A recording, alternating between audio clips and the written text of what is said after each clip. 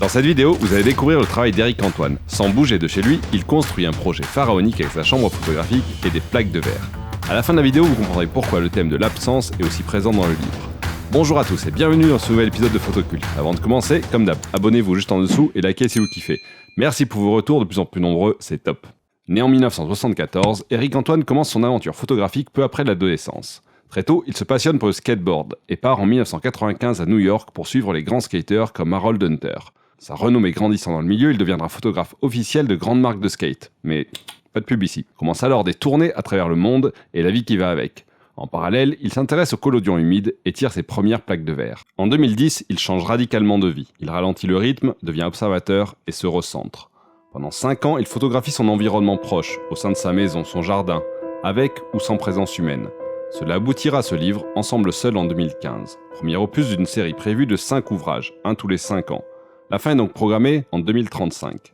Je viens de recevoir le second, Useful Lies, je vais donc le découvrir en écrivant cet épisode. Et si vous restez jusqu'au bout, je vous montrerai quelques images à la fin de la vidéo.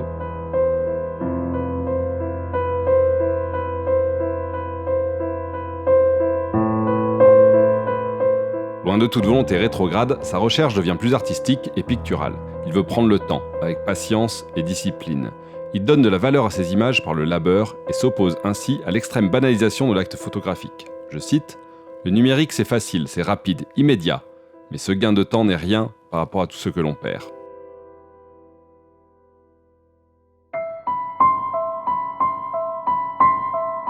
L'absence, la fuite du temps, la fragilité de l'être sont autant de thèmes qui font appel aux émotions les plus profondes liées à son histoire intime. Le travail de l'artiste est indissociable de sa vie, dans ses aspects les plus quotidiens comme dans ses quêtes essentielles. Éric Antoine questionne sur la fuite du temps, la mémoire, la cicatrisation des plaies et l'espérance. Tout au long du livre, symboles et allégories révèlent l'état d'esprit du photographe.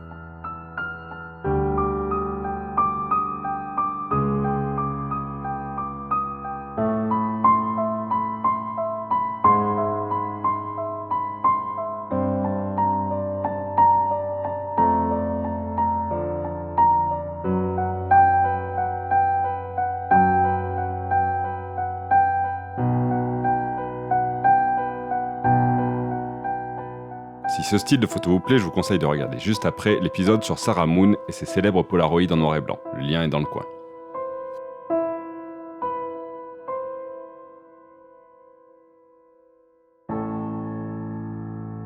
Exprimer l'absence en photographie. Éric Antoine donne le ton avec le titre « Ensemble seul ». Cet oxymore montre un tiraillement, une douleur intérieure et donne la direction de ce qui va suivre.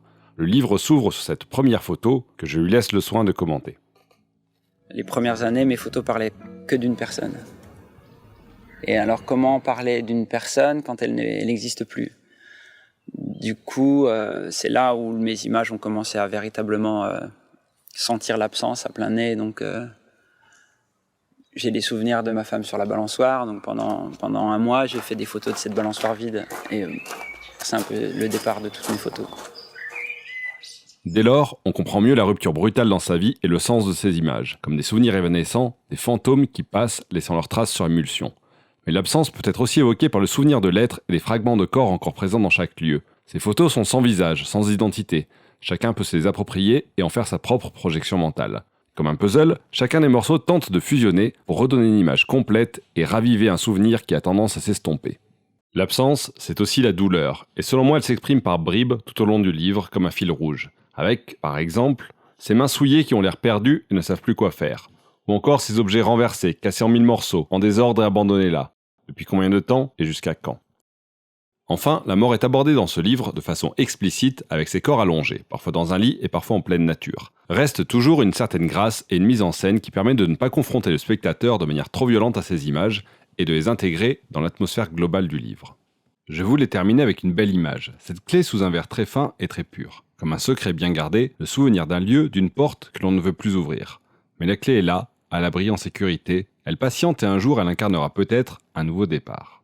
Comme promis, voici quelques images choisies du second livre, Useful Lies, avec une construction différente, des chapitres thématiques qui rythment le livre. J'espère que vous apprécierez et en tout cas, je ne peux que vous le recommander. C'est encore une fois un magnifique ouvrage. Si vous voulez donner un coup de pouce à la chaîne, les liens pour acheter les livres sont dans la description des vidéos. Cela me donne le droit à quelques fifrelins qui me servent à, devinez quoi, acheter des livres pour la chaîne. Alors faites-vous plaisir, c'est bientôt Noël. Merci à tous, on se retrouve en commentaire. Abonnez-vous pour ne rien rater de la suite et surtout, partagez la culture photo autour de vous. À bientôt.